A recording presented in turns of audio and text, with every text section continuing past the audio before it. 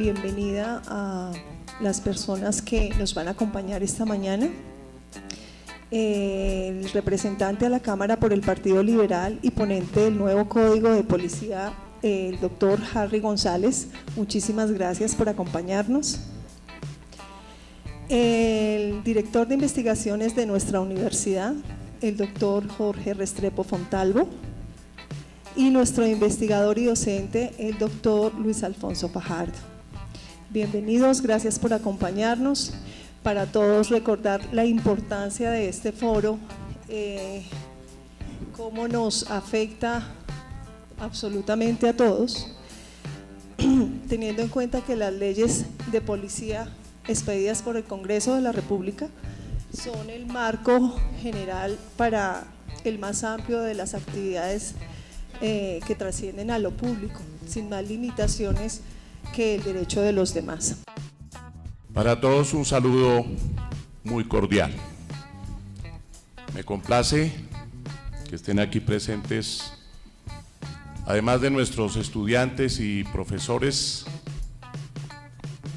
personas que están interesadas en la discusión de los grandes problemas nacionales.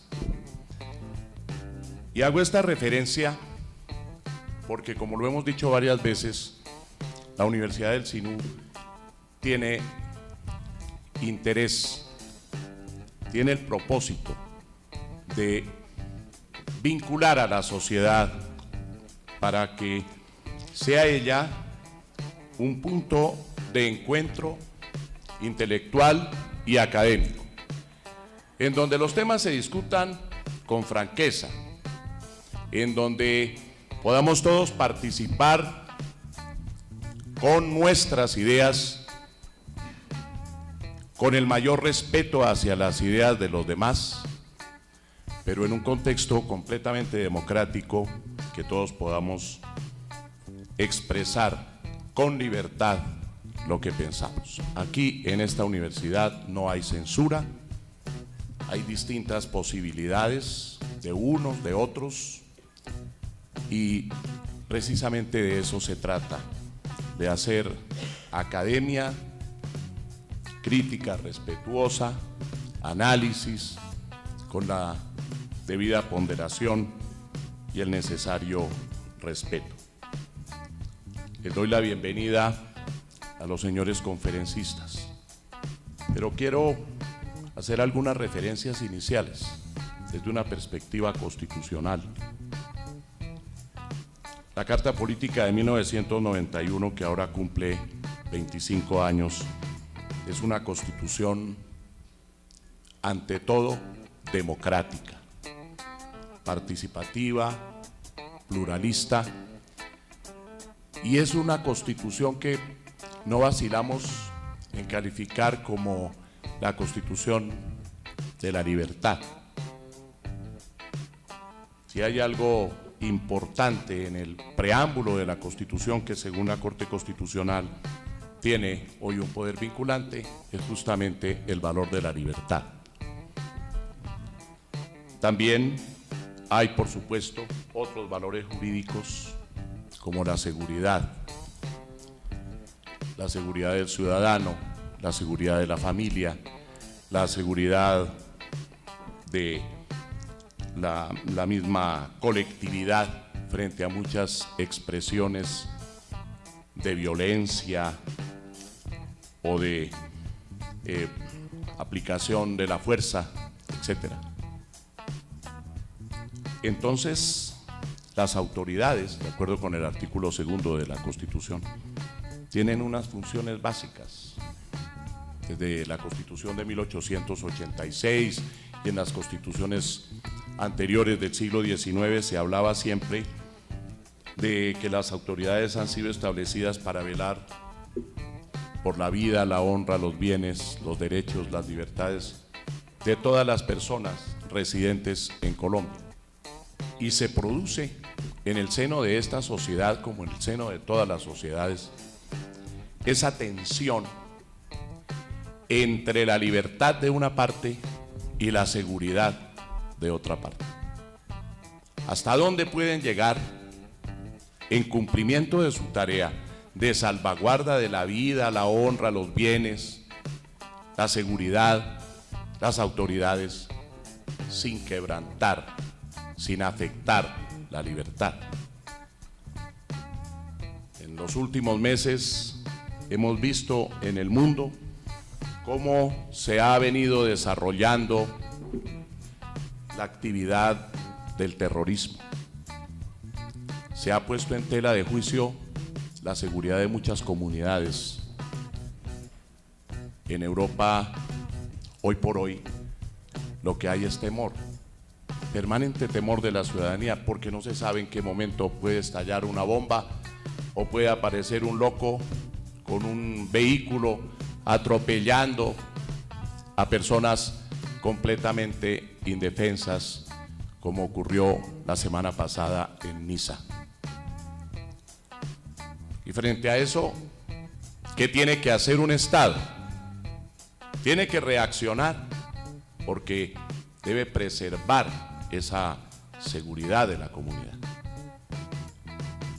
Y ya veremos que los estados de emergencia en distintos países van a profundizar en la actividad de seguridad, van a profundizar en la toma de medidas restrictivas, y hay una creciente necesidad de ello. Eso es indispensable que lo reconozcamos. Pero ¿hasta dónde podrán llegar esas autoridades? La libertad de las personas. ¿Qué tipo de restricciones podrán establecer los gobiernos? ¿Y qué tipo de medidas podrán adoptar las autoridades de policía y los órganos investigativos y de seguridad? Son temas que no solamente nos preocupan a nosotros los colombianos, sino que están hoy por hoy a la orden del día en el mundo entero.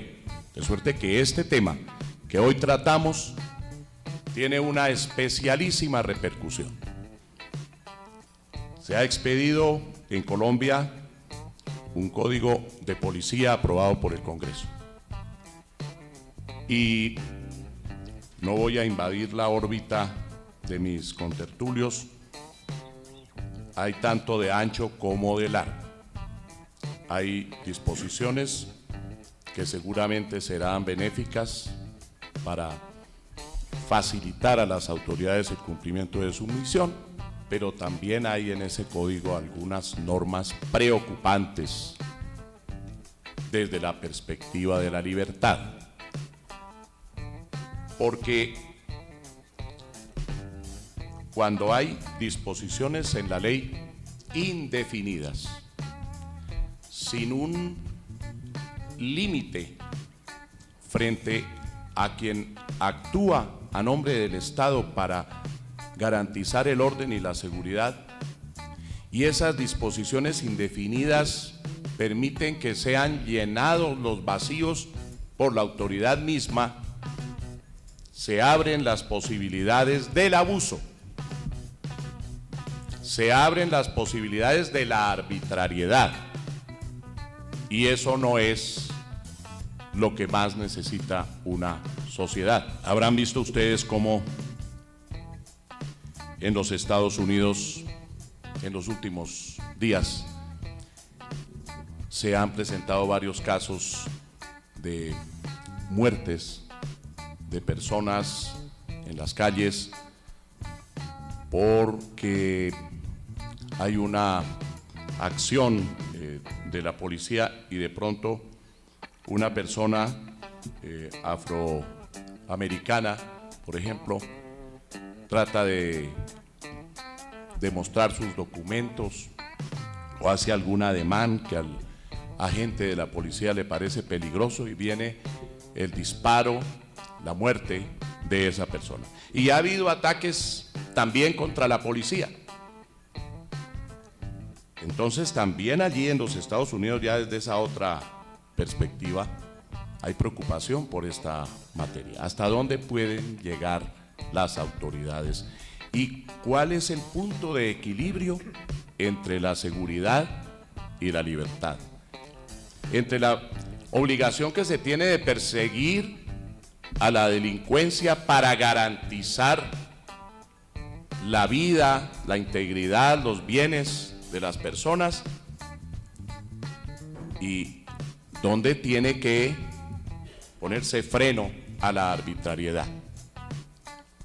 Sobre eso vamos a hablar hoy. Creo que será una mañana durante la cual podremos tomar conciencia de ese necesario equilibrio que la Constitución política quiere realizar. Todos los derechos, de acuerdo con reiteradísima jurisprudencia de la Corte Constitucional, deben tener cabida, deben tener realización, efectividad.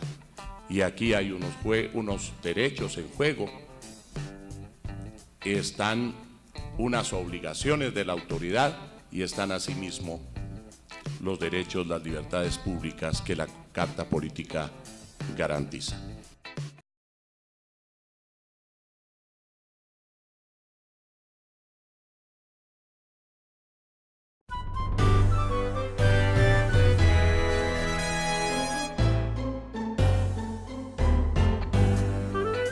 Quisiera iniciar por hacer unas reflexiones generales en el sentido de que no es cierto que este código haya sido aprobado a pupitrazo. Quisiera resaltar unos elementos principales que trae el código. Algunos de ellos fueron incorporados no en el texto original. Este proyecto de ley en su momento fue radicado por el gobierno nacional. Varias veces el gobierno radicó un proyecto de ley sobre esta materia. Durante varios años en el gobierno del presidente Uribe se intentó, y en el gobierno actual del presidente Santos también se había intentado varias veces y no se había podido dar la discusión y la aprobación en el Congreso. De hecho, la actual norma que nos rige, el actual Código de Policía, no fue aprobado por el Congreso. Es un decreto ley del presidente de la República expedido en 1970. Aquí se estableció un programa de educación, cultura ciudadana y promoción del código. Esa fue una iniciativa nuestra, porque el código siempre han dicho que era un código que buscaba prevenir, especialmente más que ser sancionatorio, que ese era uno de los cambios respecto a la normatividad vigente. Pero yo no encontré en el articulado que eso se expresara, entonces damos una norma muy concreta, un artículo que establece que el código debe ser comunicado, debe dársele a conocer a los ciudadanos para que conozcan cuáles son los comportamientos que aquí están regulados y sus sanciones, así como los procedimientos, pero también se le debe dar a conocer a las autoridades de policía para que conozcan cuáles son las competencias que allí se establecen, y especialmente se establece un procedimiento, una competencia del Ministerio de Educación para promover cultura ciudadana. Nos parece a nosotros que más que buscar que se apliquen las sanciones que establece este código, que entre otras hace un incremento de las multas como mecanismo de sanción, lo que tenemos es que educar a los chicos para que sepan qué comportamientos se pueden ver expuestos a afectar la convivencia, para que ellos no se expongan a eso, y que exista una política pública de cultura ciudadana en Colombia que actualmente no existe. Se establecen también unos controles a las autoridades de policía. Cuando llegó el código decían, bueno, pero entonces la policía ahora va a tener más competencias, y entonces esas competencias les va a dar más poder, y entonces el ciudadano queda inerme ante la autoridad de policía, incluso ante el policía como tal, ante el agente de policía. Pues nosotros quisimos evitar eso. Se establecieron controles, entre otros, un control específico al Ministerio Público para que pueda hacer seguimiento a las autoridades de policía cuando establezcan, cuando realicen acciones relacionadas con la autoridad de policía o la función de policía, y ese control pues estará en cabeza de la Procuraduría General de la Nación, de las personerías en los municipios y también de la Defensoría del Pueblo. El actual código que nos rige, pues no había Transmilenio cuando hicieron el código del 70, cuando ese presidente lo expidió, ni había metro en Medellín. Acá se crean unas medidas frente a los colados del transporte masivo. Puede llegar a multa general tipo 2, que puede ser 183.000 pesos si se comete ese comportamiento de colarse en el sistema de transporte masivo, pero también está, digamos, la multa es la segunda opción, porque primero está la amonestación si ocurre una primera ocurrencia frente a ese comportamiento. Frente al consumo de bebidas embriagantes y psicoactivas en espacio público, en Colombia la dosis mínima es legal para el consumo de psicoactivos, como por ejemplo la marihuana, pero no pueden controlar que, por ejemplo, en este parque tan bonito que tienen aquí en Usaquén, a alguien se le ocurriera fumarse un porro de marihuana. Entonces se establecen unos procedimientos para prohibir el consumo de estas sustancias en espacios públicos, cerca a instituciones educativas, cerca a hospitales, a iglesias, a espacios de la sociedad donde hay conglomerados de personas. El control a las armas neumáticas.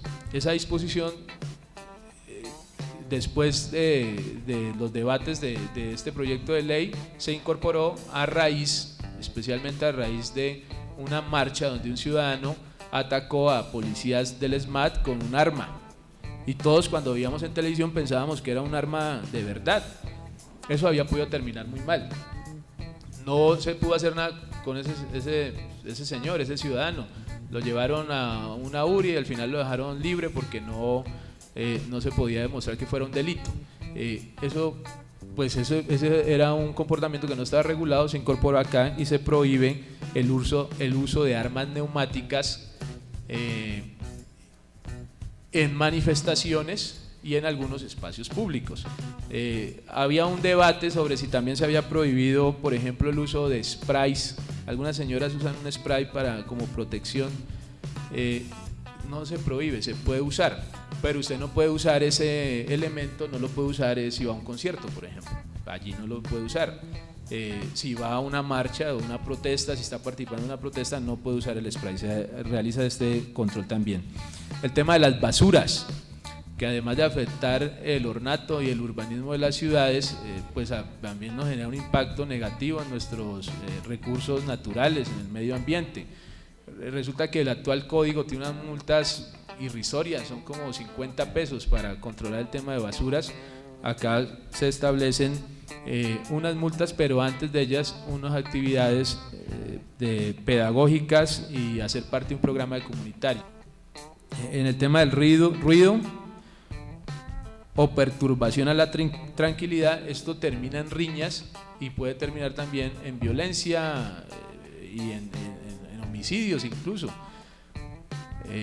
Son muchos los casos que se han relacionados, pero piensen nomás ustedes en sus barrios o donde viven, en sus ciudades, cuántas veces uno no se incomoda porque el vecino se pasó de copas y puso el equipo de sonido a las 5 de la mañana a todo lo que le dio.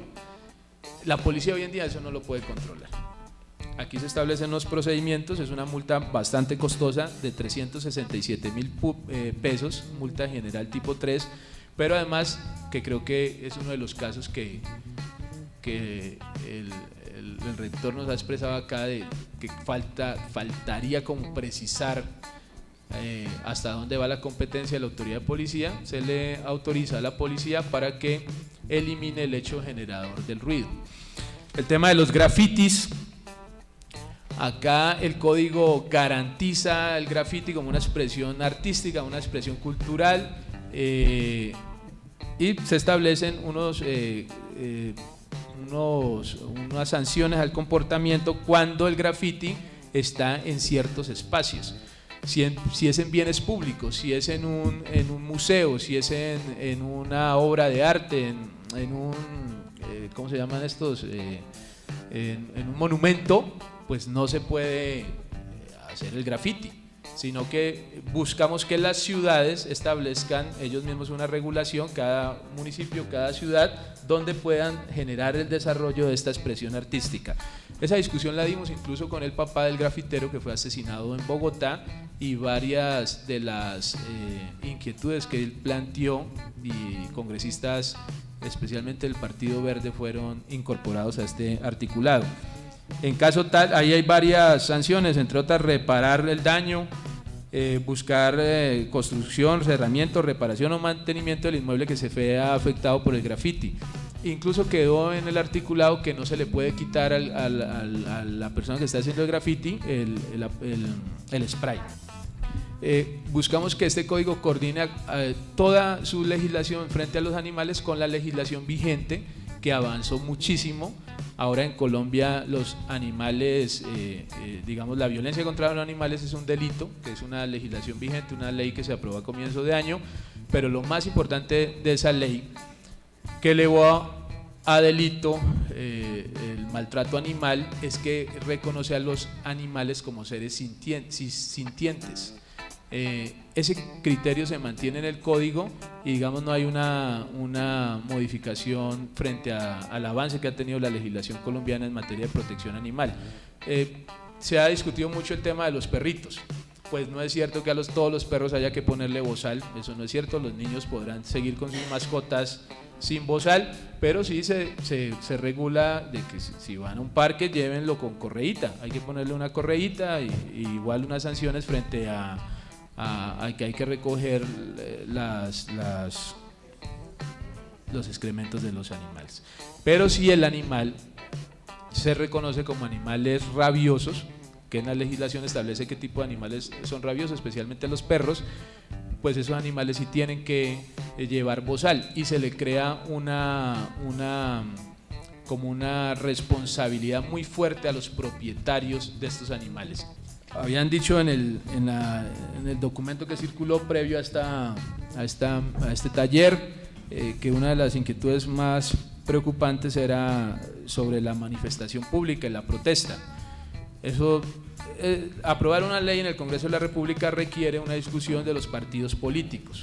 Entonces, pues todos los partidos participaron, y en el tema en particular de la protesta social hubo una gran discusión de parte del Polo Democrático, que es un partido, digamos, de oposición al gobierno, que tiene que buscar también que se les garanticen el uso de sus derechos y libertades públicas. A mí en general me parece que la norma quedó bien, es una norma que garantiza el derecho a la protesta social. No es cierto que tenga que pedirse un permiso a la autoridad de policía para realizar una protesta. Si los estudiantes del SINU mañana se ponen bravos por algo, pues pueden hacer su protesta, no tienen que pedirle permiso a nadie. Eso no es cierto. Lo que pasa es que si van a hacer la protesta en la séptima con 116, pues hay que avisar a las autoridades de policía, es un aviso, pues porque ahí se van a generar unos problemas que nos van a afectar a otros ciudadanos que estemos en ese sector. No es un permiso, es un aviso, le mandan un aviso, incluso quedó que fuera por correo electrónico, ni siquiera tiene que ser que lleven un memoral o algo, no, un correo electrónico que diga, miren, nos vamos a reunir en tal sitio a tal hora, no sé qué, y nuestra protesta trata de esto, para que entonces llega la policía, tendrá una policía de tránsito, pueda regular el asunto pertinente. La protesta espontánea, no se queda en el código, en el artículo, queda claro que la protesta espontánea no se entiende que sea una afectación a la convivencia.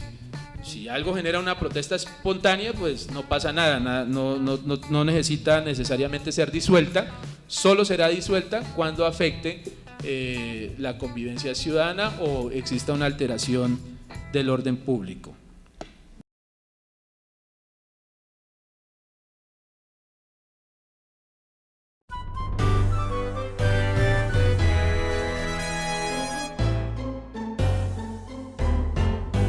¿En qué casos un policía podría entrar a nuestras casas?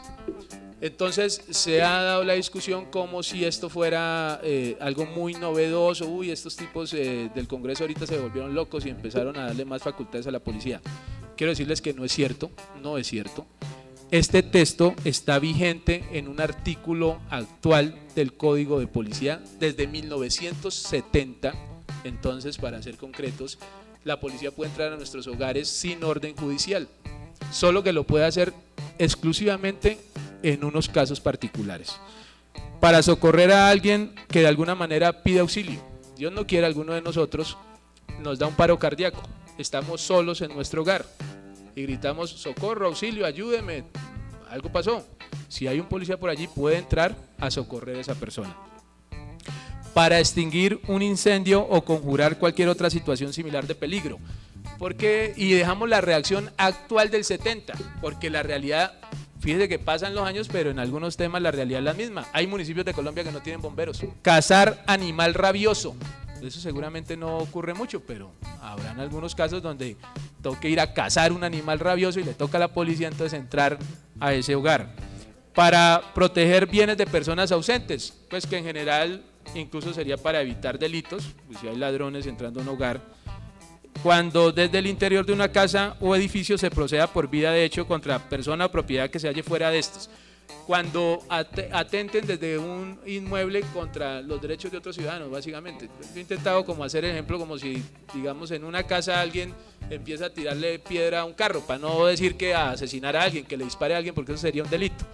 Que de pronto desde un hogar alguien le tira una piedra, digamos, y dañe un carro, pues el policía puede ingresar a ese hogar para evitar que eso siga ocurriendo. Solo este último punto, que es el sexto de ese artículo, es lo único que cambia respecto al artículo de 1970, que es para proteger la vida e integridad de las personas si en el interior del inmueble o domicilio se está manipulando o usando juegos pirotécnicos. Es el único caso que es más o menos asociado a evitar un incendio, básicamente. Yo tengo que decir que hay que no ser tan críticos de todas las cosas que tenemos. Desde luego en Colombia hay muchas cosas que andan mal, pero cuando uno incluso mira el vecindario cercano, se percata de que no todo anda tan mal. Yo quiero elogiar el hecho de que el Congreso de la República se haya ocupado de expedir un nuevo código de policía. Miren la realidad que se generó a partir de la Constitución de 1991. Cuando yo estudiaba Derecho en la Universidad Externado de Colombia, cuando usted estudió Derecho en la Universidad Javeriana, doctor José Gregorio, prácticamente todos los códigos que estudiábamos eran decretos. Si queremos que esta sociedad marche, ahora que estamos a puertas de una reflexión a fondo sobre el futuro inmediato de la misma, lo primero que debemos procurar es que cada uno de nosotros cumpla con los deberes que asumimos. Y eso hay que pedírselo también a los órganos del Estado. Ojalá este sea un primer paso, porque sí que se necesita la expedición de nuevos códigos que no necesariamente produzcan cosas totalmente nuevas, sino que compilen y organicen adecuadamente esa dispersa disposición que existe en todas las ramas, esa dispersa legislación que existe en todas las ramas del derecho. Pero miremos el código. Se ha expedido un código de policía. ¿Para qué sirve la policía? ¿Para qué sirve la policía? Pues la Constitución lo dice. El artículo 218 de nuestra Constitución nos dice: la policía es un cuerpo armado permanente de naturaleza civil. Y esto es importante que todos los ciudadanos lo tengamos claro. La policía no es una fuerza militar, es un cuerpo civil, permanente, armado, pero de naturaleza civil. Y eso tiene miles de implicaciones. Por ejemplo, en la obediencia debida que tanto estudiamos en materia penal.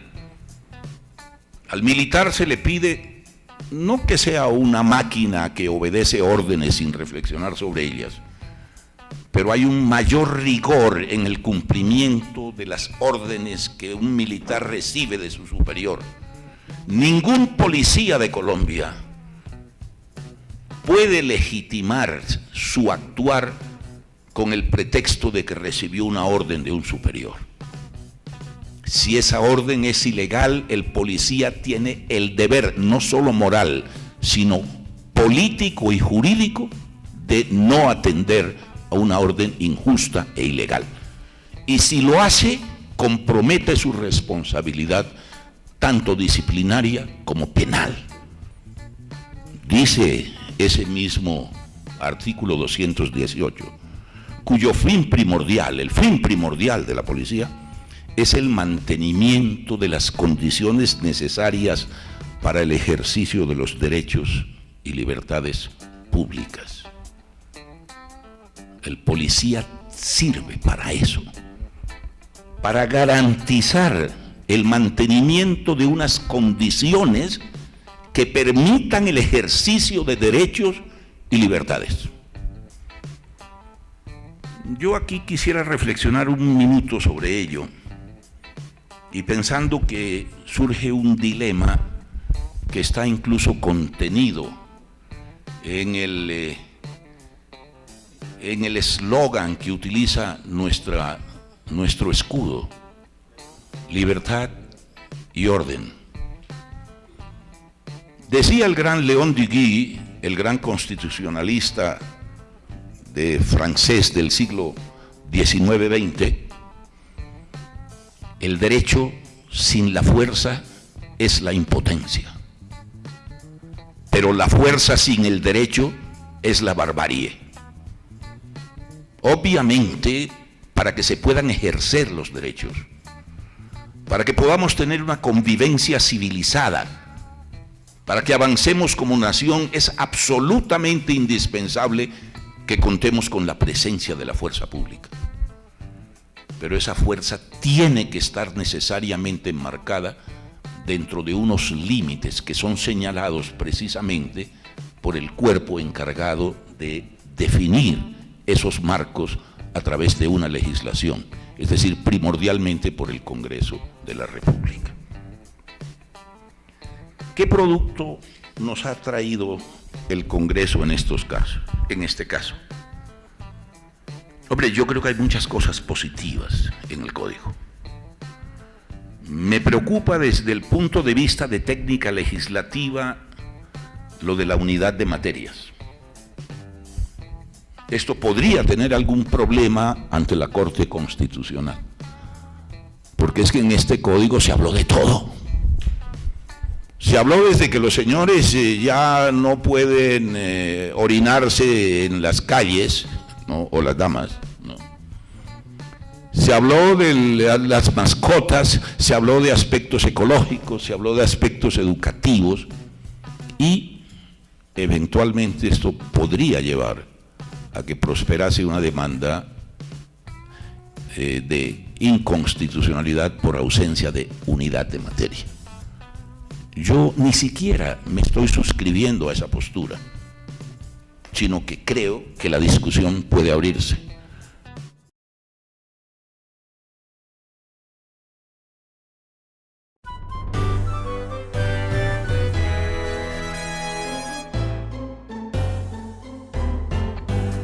Extraña teoría del señor presidente Santos, que dice que después de que firmemos la paz, esto se va a llenar de huelgas, movilizaciones, manifestaciones, y que ese escenario va a ser muy complicado. Ese miedo a la paz ha llevado al señor presidente de la República primero a impulsar este código, un código marcadamente autoritario. Yo tengo que decirlo con todas las letras y sin filosofía. Un código que incluso es más autoritario que el que se aprobó en el 70, que se hizo bajo el Estatuto de Seguridad Ciudadana, y no le daba tantas competencias a los servidores públicos de la policía como el actual, o sea, profundamente autoritario. Ustedes se dieron cuenta de una manifestación del señor presidente de la República la semana pasada con motivo de la muerte de uno de los manifestantes del paro camionero, presuntamente por un gas, y no digo ya presuntamente porque Medicina Legal ya verificó que fue por un gas del ESMAD que le pegó en el rostro. Ante las críticas que surgieron de todos los sectores sociales de acabar con el ESMAD, dijo: no, ni se les ocurra, no lo vamos a acabar, lo vamos a fortalecer. Entonces, la política pública del posconflicto va a ser un poco complicada, y yo creo que este código es una de las estrategias, no para solucionar los conflictos sociales, sino para más autoridad de policía, más SMART y más detenciones preventivas que son abiertamente inconstitucionales. Efectivamente, el código habla sobre el respeto y el cuidado de los animales. Habla en el artículo 117, numeral 2, que no se puede convertir en espectáculo público o privado el maltrato, la tortura o la muerte de animales adiestrados o sin adiestrar, salvo en excepciones que establezca la ley. Y el 14 habla del maltrato o herir intencionalmente en cualquier forma a un animal. ¿Sabe cuál es el único animal que puede ser convertido en espectáculo público, torturado, dejado, matado, descuartizado, y que es el único que la ley permite que suceda? Los toros. El otro tema que es un tema complicado, ustedes se acuerdan, bueno, la mayoría de ustedes son tan jovencitos y jovencitas, pero yo me acuerdo que cuando trabajábamos temas del trabajo sexual había un instrumento que era el famoso carnet de sanidad, que se les exigía, no todos los señores hacen así, pues bueno, a mí me han contado que existía ese instrumento, doctor José Gregorio, y resulta que eso generaba unos profundos problemas de discriminación gravísimos sobre algunas trabajadoras sexuales. Este código, en vez de hablar de una salud integral de las trabajadoras sexuales, porque son mujeres, son personas como nosotros que se han dedicado a esta labor, que no es un delito, porque el trabajo sexual en Colombia no es un delito, es profundamente discriminado, perseguido, pero curiosamente no es un delito. En vez de hablar de que estas mujeres necesitan una salud integral y un sistema integral de salud, vamos a volver nuevamente a los tiempos de hace 20 años, que además la Corte declaró inconstitucional el famoso carnet de sanidad por ser un elemento discriminador, y las vamos a perseguir por toda la ciudad, y entonces se establece que solamente podrán estar en los sitios establecidos para tal, lo cual en algunos casos tiene sentido.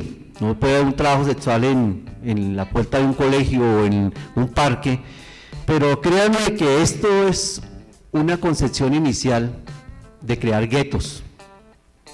Cuando decimos que cierto sector social debe estar solamente en un sitio, le estamos negando el derecho que tienen a la libertad de movilidad, a la libertad de circulación, y eso sí es un derecho fundamental muy claro.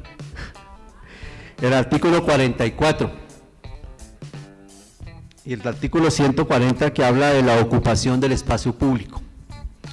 La ocupación indebida del espacio público. Y un parágrafo que es el parágrafo 3, que la persona que reincida en ocupar ilegalmente el espacio público, la autoridad de policía puede destruirle los bienes que son objeto de la ocupación. ¿Saben para quién va dirigido este artículo, queridos asistentes? ¿Se imaginan? A los vendedores ambulantes. A los vendedores ambulantes que viven de esto. Y que si la primera vez la autoridad de policía le dice, lo amonesta, pues el pobre no tiene más de qué vivir, seguramente a los 2 días va a llegar al mismo sitio a vender sus cositas. Él en 2 días no va a conseguir un puesto en un banco, en una universidad o en una obra. Seguramente a los 2 días va a volver. ¿Y sabe qué establece el código en el artículo 140, parágrafo 3? Que si una vez le llamamos la atención, es que la gente es terca y le llamamos la atención y no hacen caso, pues si esa persona vuelve a ocupar el espacio público en las mismas condiciones, ¿sabe a qué le autoriza este código democrático y tan bueno, este código que nos hacía falta?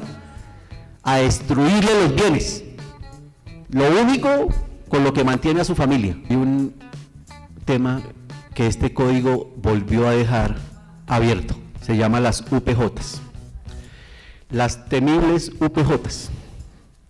Yo cuando era asesor de la Personería de Bogotá, yo visité por más de 2 años las UPJs, la de Bogotá. y las UPJs que fueron destinadas para llevar a esos presuntos delincuentes. ¿Saben? Las UPJs a las 2 de la mañana, queridos amigos, ¿están llenos de qué? No de los presuntos delincuentes, de estudiantes de universidades, de habitantes de calle, de trabajadoras sexuales. Para eso sirven las UPJs. Es la peor sitio porque se tiene la idea equivocada que debemos sacar a los jóvenes de la calle, que los jóvenes no pueden estar tomando en la calle, que los jóvenes no pueden estar bebiendo en la calle. Y esa UPJ, en el gobierno del señor Peñalosa, se está presentando el proyecto de que no sea una, sea una de muy poquito. Vamos a hacer 4 UPJs en la ciudad. Entonces, ¿la UPJ qué es? Entonces la UPJ es un sitio donde llevan a personas que están alicoradas, que no han cometido un delito, ojo, una detención preventiva, y los pueden tener en el código anterior hasta 24 horas. Mire quiénes son los clientes de la UPJ. Cuando el querido senador decía, el representante decía, porque los chicos tienen que aprender a respetar la autoridad. Sí, los chicos tienen que aprender porque ellos son los principales clientes de la UPJ. Dice el artículo 38 de este nuevo Código Nacional de Policía: comportamientos que afectan las relaciones entre las personas y las autoridades. Los siguientes comportamientos afectan las relaciones entre las personas y las autoridades y por lo tanto no deben realizarse. Si se realizan, dan lugar a medidas correctivas. Mira pues dónde va el tema. Primero, irrespetar o desafiar a las autoridades de policía. Irrespetar o desafiar a las autoridades de policía. En el código anterior había 2 causales solamente para que una persona pudiera ser trasladada a la UPJ. Uno era un grado de excitación, se llamaba así. La excitación, pues algunos lo pensamos que es de otras cosas, pero en el código era un grado de excitación, el que se ponía mal geniado, el que no sé. Pero generalmente ese grado de excitación no era antes, sino el grado de excitación de una persona era cuando el servidor público de la policía comenzaba a intervenirlo, porque lo hacen de tal manera que la persona termina excitada, como dice el código. Y después de esa excitación, es decir, la excitación no es la causa, es la consecuencia. Y allá veían ustedes a todos estos chicos de las universidades, no de la nuestra, que estaban en algún parque compartiendo, de pronto tomando un chorro, allá terminaban en la UPJ. El segundo, incumplir, desacatar, desconocer o impedir la función o una orden de la policía. Impedir, dificultar, obstaculizar o resistirse a un procedimiento de identificación o individualización por parte de la autoridad de policía. Yo soy de los que defiendo que las autoridades de policía han avanzado muchísimo en el respeto por el ciudadano, pero créanme que todavía cuando llaman a una persona a individualizarla o a registrarla, algunos no lo hacen de la mejor manera, y es justamente cuando la persona se excita, y esa excitación lo lleva a la UPJ. Negarse a dar información, resistirse, es decir, este artículo 38 significa que hasta una mirada puede dar motivo a que el servidor público de la policía lo pueda llevar a la UPJ. Si este artículo 38 no es el más arbitrario, yo no sé de dónde lo tomarían, pero eso significa que el ciudadano no puede protestar ante el servidor público de la policía, incluso que le esté violando sus derechos fundamentales, como a veces sucede. En la Inspección General de la Policía hay más de 3.000 investigaciones por uso excesivo de la fuerza de servidores públicos de la policía. Algunos en la cárcel de policía de Faca también hay muchos condenados por ese caso. Es decir, el tema ¿existe? Sí existe. Y con este artículo muy probablemente se van a dar muchas situaciones muchísimo más complicadas, con un agravante, que los servidores públicos de la policía nos filman, pero cuidado, usted saca el celular para filmarlos a ellos. Ese sí es un tema delicado. Ellos sí te filman y cuando salen en YouTube, la chica tratando mal al servidor público de la policía, o usted no sabe quién soy yo. Eso lo firman los servidores públicos de la policía, contaminando una prueba, porque en derecho probatorio esa es una prueba de que esa persona está incumpliendo con una ley. Ellos lo suben a YouTube, eso se llama prueba. La prueba se contaminó y sigue siendo válida. Pero saque usted el celular para filmar el procedimiento de policía. Y creo que en esa situación el ciudadano queda otra vez en estado de indefensión. Las UPJs llenas de barristas, trabajadoras sexuales, es una institución profundamente discriminadora, porque está orientado a este sector de la población.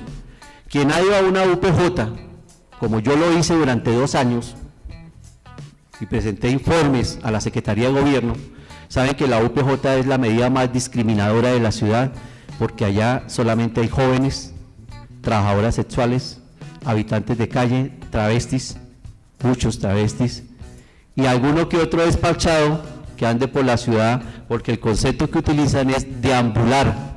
Si usted está deambulando, es sujeto a una medida de conducción. La palabra es deambular, deambulando. ¿Y sabe qué significa deambular? Caminar, salir a estirar las piernas, dar una vuelta. O sea, que ni se les ocurra deambular, porque el verbo deambular significa muchas cosas y puede ser sujeto usted de una medida de conducción. No deambulen, porque el deambular puede llevarlos ustedes a la UPJ. Entonces, tuvieron la oportunidad histórica estos señores nuestros congresistas de por fin reglamentar las UPJs y no lo hicieron.